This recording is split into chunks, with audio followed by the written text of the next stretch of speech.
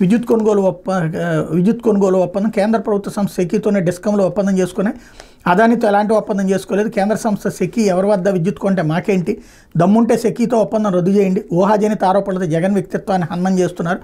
అరెస్ట్కి America పోలీసులు వస్తారని దుష్ప్రచారం చేయడం ఏం పాత్రికేయం.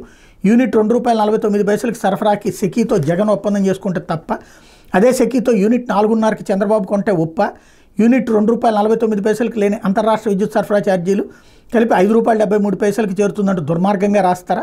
చంద్రబాబు ఈనాడు రామోజీ కుమారుడిపై వైఎస్ఆర్సీపీ నేత మాజీ మంత్రి పేర్ని నాని ఆగ్రహం అన్నటువంటి వార్తని హైలైట్ చేశారు. లేకపోతే ఇది బాబు దుర్నీతి అంటూ ప్రజాస్వామ్య సంప్రదాయాలకు కూటమి ప్రభుత్వం తిరోధకాలు. పీఏసీ ప్రతిపక్షానికి ఇవ్వడం ఎప్పటి నుంచి వస్తున్న సంప్రదాయం. సంఖ్యాబలంతో సంబంధం లేకుండా ప్రతిపక్షానికి ఇవ్వడం ఆనవాయితీ. అన్ని రాష్ట్రాల్లో పార్లమెంట్లోనూ దీన్ని అనుసరిస్తున్నారు. అన్ని ప్రజాస్వామిక దేశాల్లోనూ అదే పాటిస్తున్నారు. ఒక్క ఆఫ్ఘనిస్తాన్లోని తాలిబాన్లు మాత్రమే పట్టించుకోవడం లేదు. కూటమి ప్రభుత్వం తాలిబాన్ల మాదిరి వ్యవహరించింది. పీఏసీ చైర్మన్ అలంకారం కాదు, ప్రతిపక్షానికి బాధ్యత. దేశంలో అనేక కుంభకోణాలు పీఏసీ ద్వారా వెలుగు చూశాయి. పీఏసీతో పాటు పీయూసీ ఎస్టిమేట్స్ కమిటీ ఎన్నికల బహిష్కరణ, వైఎస్ఆర్సీపీ ఎమ్మెల్యే పెద్దిరెడ్డి మండల ప్రతిపక్ష నేత బొత్స వెల్లడి అన్నటువంటి వార్తని హైలైట్ చేశారు. లేకపోతే పిల్లలతో